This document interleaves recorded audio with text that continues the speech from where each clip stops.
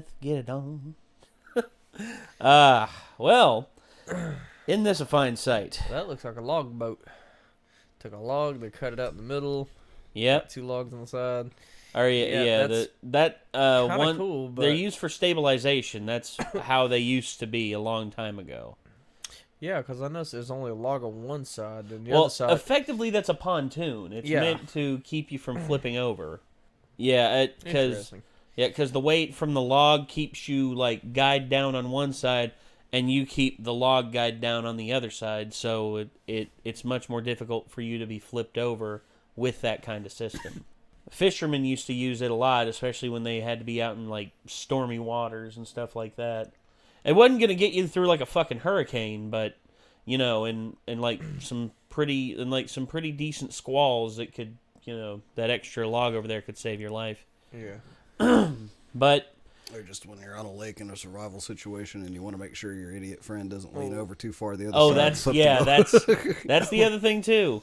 That's which, given the world that Senku and Taiju and Uruzihara and they live in, I mean, it's kind of a certainty. You know, you're going to run into those idiots. By the look of the way it's made, like, it'd probably take at least a day, if not 2, to hollow that thing out. Oh, so, more than that in some cases, depending on the type of tools you got. That's a lot of work you lost if you accidentally flip your little canoe thing over. Well, because you got to think, dude. I mean, you got to think, what kind of tools are they working with? If they're dealing with, like, an axe, that'll take forever.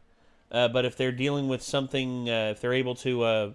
you know, have multiple people like working on it. Have like a I forget what it is. It's like a shear cut thing. You like dig into it, and you can like you like dig in certain sections, and then you like pit it out after. Yeah, I've seen certain people do that. But damn, this like y'all are in deep on this show now, aren't you? Yeah, like, pretty deep. Yep. Yeah, I'm loving this show so far too. I mean, I'm very happy with how it's turned out. I mean, one thing that kind of excites me is my friend Matt was talking to me. He proposed a question, and you know, looking back at even the first episode of Cosmos, what really stopped early age scientists, from really growing and discovering a lot of stuff? And ignorance. You had people that were extremely intelligent and smart, even though the basic resources of stuff wasn't passed around, and the problem was just other people is what stops it. And then when it comes into because if we look back in history, there was tons of things that stopped it. I mean, the Spanish Inquisition was like a notable part. Emperor China with the world's first book burning. Yeah, that's... there was tons of people, empires, and everything that really stopped science from progressing. Not only stopped it, but set it back for like thousands of years. You heard of the Dark Ages. I mean, the Dark Ages... Science always comes back, though. Well, it does, because you know, you always rediscover things. Because, you know, I was talking to a friend of mine the other day, and he was talking about, you know, science is always going to remain a constant. And I'm like, depending on who rediscovers it, because... You know, we call it Pythagorean theorem, but Pythagoras' theorem was actually discovered by Indian scientists a long time before he ever came into like thinking about it. Same thing with Fibonacci, the Fibonacci sequence. The same thing. The Indians discovered it first. You see, it was rediscovered after the Dark Ages during the Renaissance. And then that's how that all came to be. And now, here we are in the modern age. I didn't know the Fibonacci sequence was discovered by, you say Indians like in India? Yeah, or India. Native Americans? No, not Native Americans. Native Americans, their contribution to the mathematics was the concept of zero. The concept of zero had never entered the minds of European mathematicians. You see... They were too concentrated on the true limit of numbers, or even the concept of negative didn't even enter their minds. I didn't know that. I thought the Arabic have figured that out. Well, I thought the Arabic was the world's leaders on math. They were for a while. You see, the Indians, the Arabs, hell, even certain tribes in Africa figured out certain counting systems. But you see. The Indians, where theirs fell through, it was the Indus River civilization when it fell through, and then of course Mesopotamia, every civilization that discovered it died out.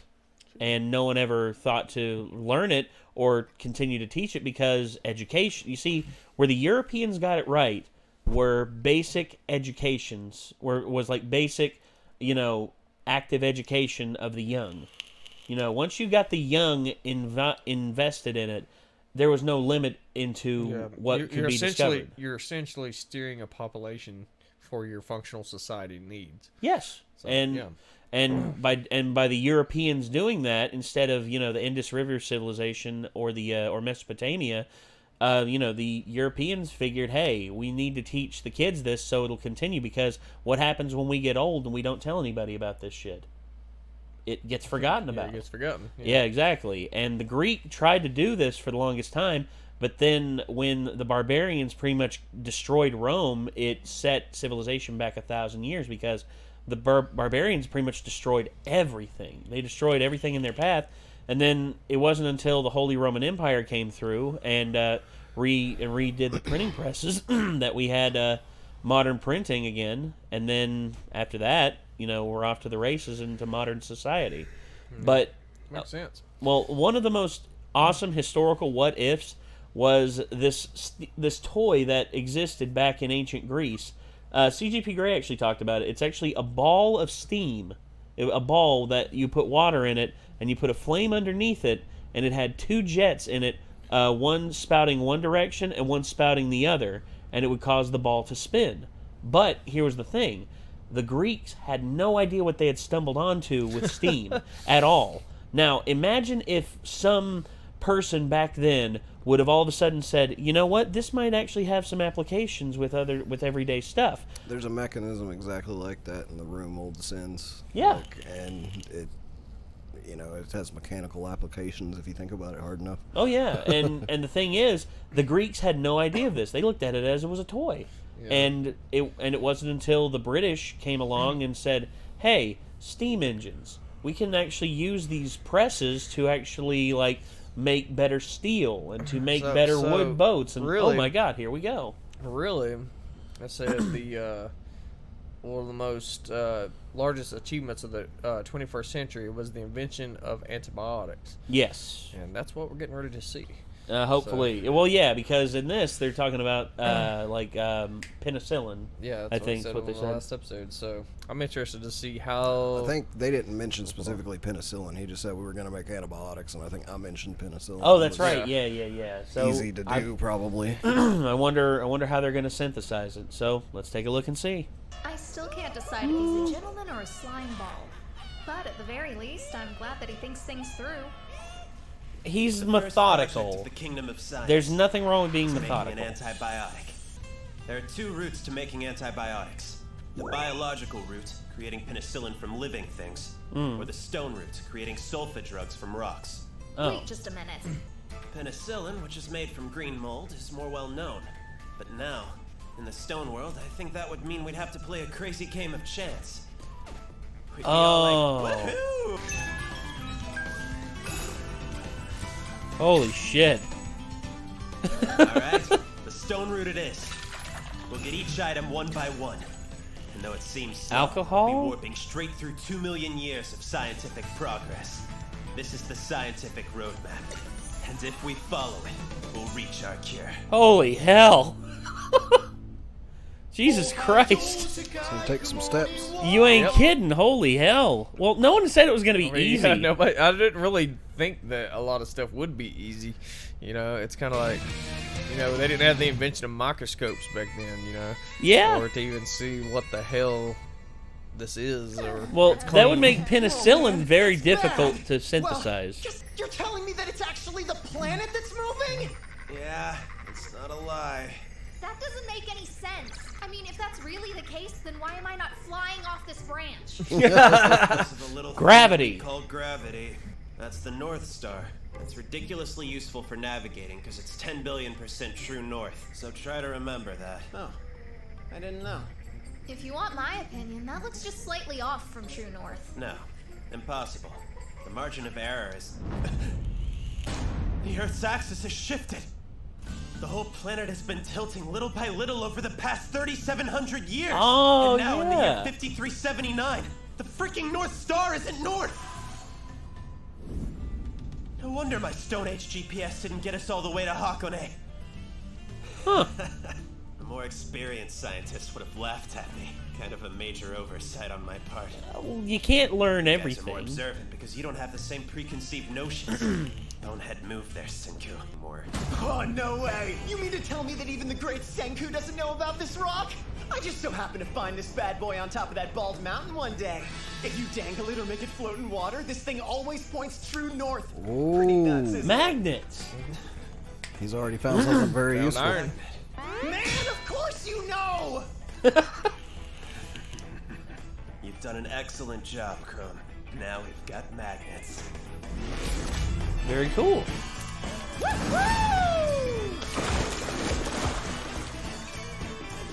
What are they looking for?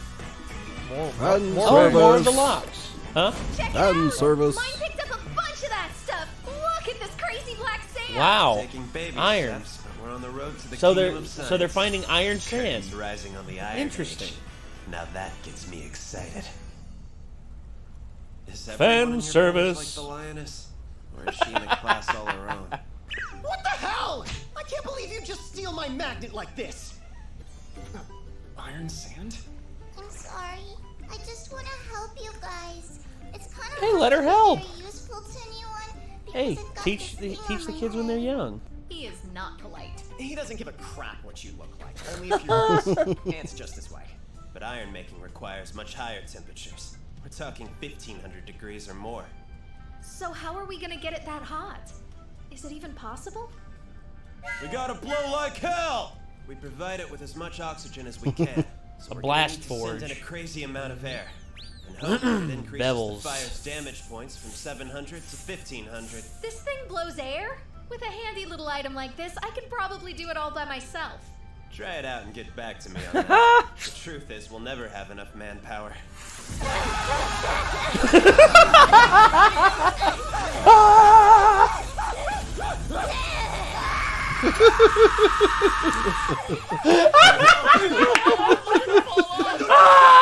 That's what he should have looked like when he was trying to start a fire with the bow drill, too, by the way. It is very fucking difficult. 20 to 30 more hours! So it usually takes 2 people to do that shit. Don't push it, Suika. Take a break if you need. I'm trying so hard. I'm so useless.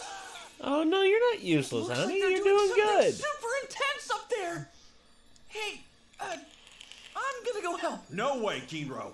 Don't abandon your post. The rules are the rules. Oh, come on. That's easy to say when you had a golden spear made for you. I want one. That's not it! You shouldn't worry about trivial possessions. Well, why don't we trade spears? No deal. I should have silver, but I'll settle for gold if that's how it's gotta be. Should worry about material possessions. How about we trade? No deal. No, I think it's pretty cool they mentioned Monster Hunter and Dragon Quest, by Priority the way. is more manpower. I'm an expert snoop. Now that's A regular impressive. Houdini. Okay, great detective Suika's on the case. I like that kid. She's got pep. I wonder heard why Kohai watermelon tried to solid bring in green. an outsider. Does don't anybody know. know if they were able to get in or It's where more like they a are giant now? green tomato. Supposedly That's he's what I bringing thought it from was. Shed, but I haven't seen anything for myself. Well, if this outsider guy is strong, then color me interested. That's all I care about. That girl looks a fuck ton like Nico from Love Live. But if the guy's handsome, then I might want to meet him. I don't need a man to be handsome or a big pile of muscles. I just want a good provider. I really hope that it's something we can create with our limited available technology. They want pussy! There's no chance in hell we're making one of those! A man who's strong. Handsome. Someone who can feed me. Well, at least they're all being honest about what they're looking for. Someone who could You're not feed bad me. looking, Senku. Good lord. And you do have a... Oh, give me a break. You know I never thought of you as a woman. You're a gorilla. I'm sorry. Pray for Girl forgiveness. who wants food That's how to you work get for me. destroyed. She Yes. might be our only shot. Don't talk shit about people A big feast who with are game and stronger stuff. than you. Oh. Hey, little pupper. It's a cycle of inspiration followed by experimentation. Oh. When you think about it, food is a perfect example of science. We have flour. It's not wheat, but it'll have to do. Okay. Way to go, guys! Let's crack in a few wild bird eggs, and then add in a dash of potassium carbonate to give it some elasticity. Wait. It's a dish of science accidentally discovered by some unknown Mongol around the 4th century. That's right. He was probably a crazy nut that would literally try anything, just like you. Way back in 4th century Mongolia.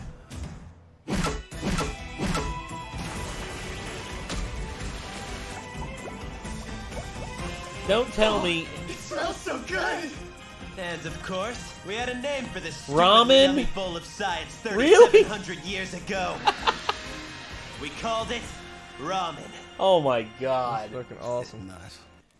I'll make sure it's safe for us to eat, because one of a sorcerer's most important qualities is to not be afraid of anything different and new. Okay, fair enough. It's amazing! Ramen is bad! I didn't know such a tasty thing existed! Aha! Well, dig in too. Success. And that is not it. What I expect from foxtail millet. The texture is all sandy and crumbly, and the aftertaste is horribly bitter.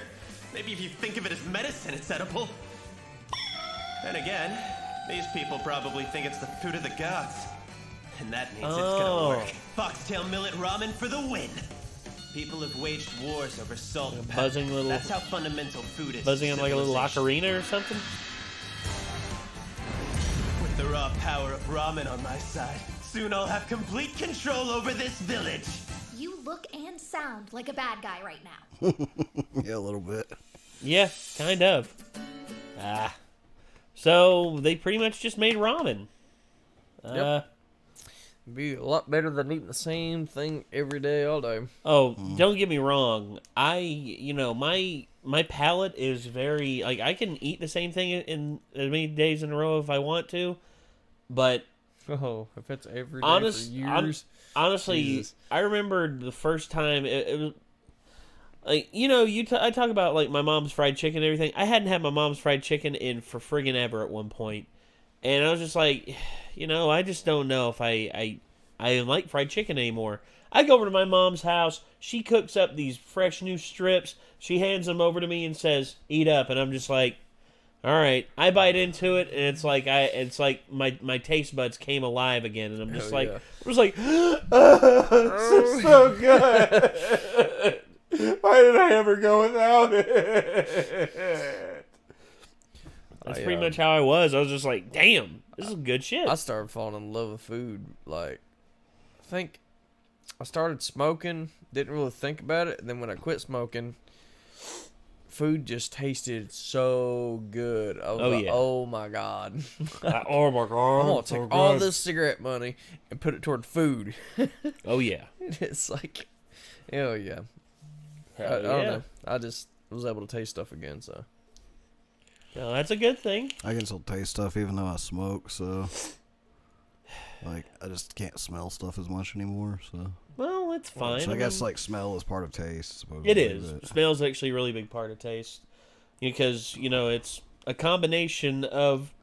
it's really a combination of these two senses, your smell and your taste buds, that really equate into, like, the overall taste of food. Because the smell of it beforehand can whet your appetite, and while you're eating it, it can actually change the flavor to a certain degree. I gotta say, whenever I get a chance to go to Japan, ramen is one of the number one things on my list to try. Like an actual authentic, like noodle shop, like authentic noodle shop ramen place. Like just go there and ask for like a beef bowl or a pork bowl, and just sit there. Watch them cook it, have them set it in front of me. I'm going to clap my hands together, itadakimasu, and I'm going to dig into that. And I'm going to see if it's as good as people say. Well, according to Micah, it is. There's a ton of different types of ramen now. I don't know what I'm ordering. Well, that's my problem. Well, you see, there's the hole-in-the-wall types of ramen places. You know, the mom-and-pop places. Yeah.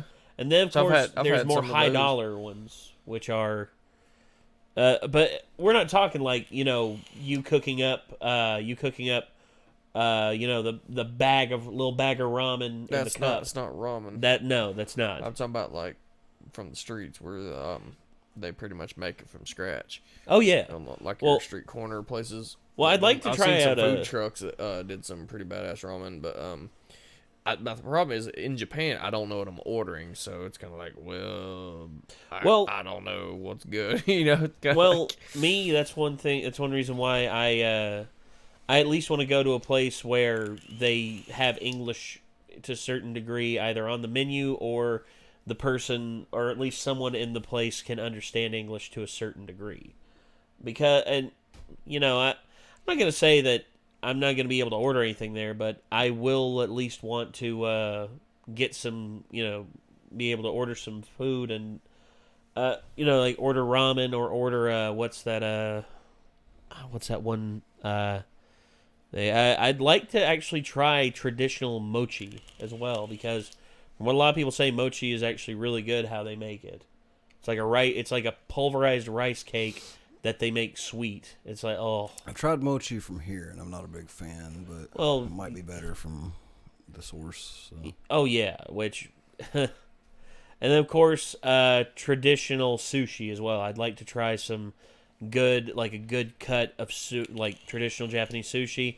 And of course, Wagyu beef. I'd love to try a cut of Wagyu beef. Simply because of just... the allure of it, and plus what everyone who has ever tried it has said is probably the best cut of beef you will ever try. They say it literally melts in your mouth. That to me is just a crazy thought. Sounds pretty good to me. Yeah, it's making me hungry.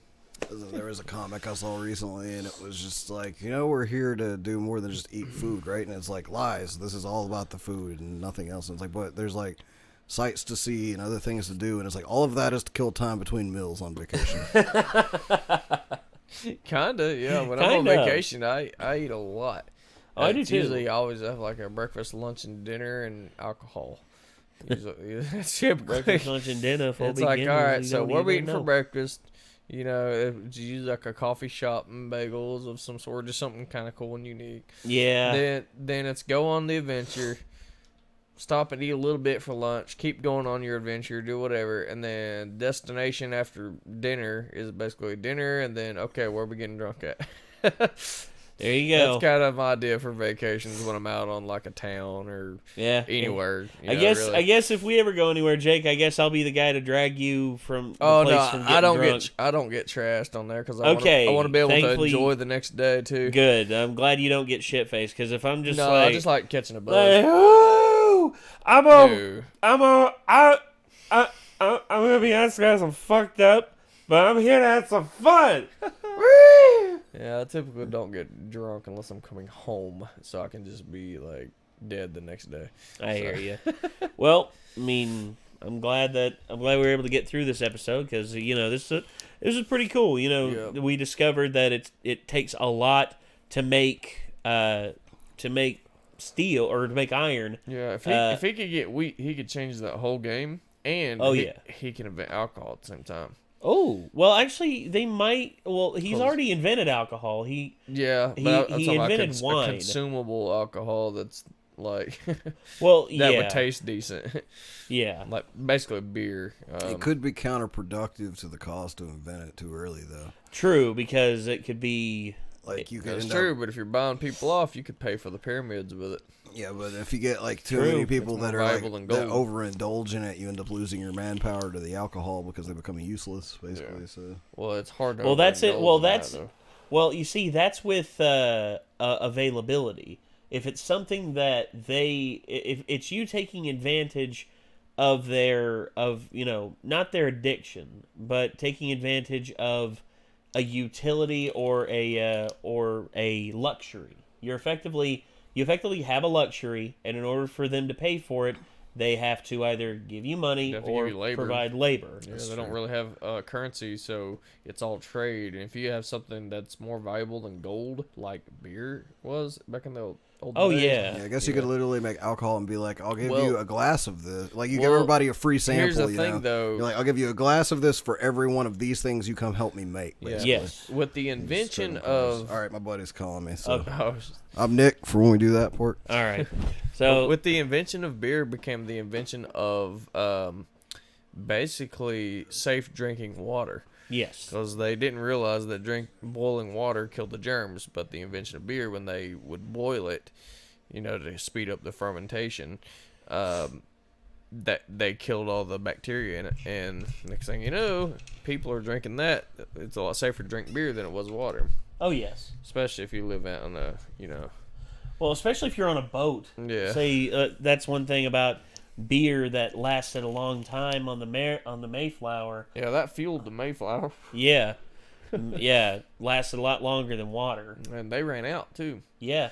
They ran out. They went a long time without it. So, there were a lot of people died on trips and voyages back in the olden days, too. Indeed, they did. And get dehydrated, get desperate, and drink out of any old water bottle. And next thing you know, you got dysentery. Yeah, and you're dead. And you shit your guts out. Then you're dehydrated, and then you're screwed. Well, ladies and gentlemen, this was Dr. Stone, episode 8. We hope that you enjoyed it, and we hope to see you all in the next one, whenever that may be. Not sure if we're going to do another episode tonight. Depends on if Nick comes back. But, yeah, I guess until next time, signing off, I'm Nate. And I'm Jacob. And that was Nick, and we will see you all in the next one, everybody. Peace out.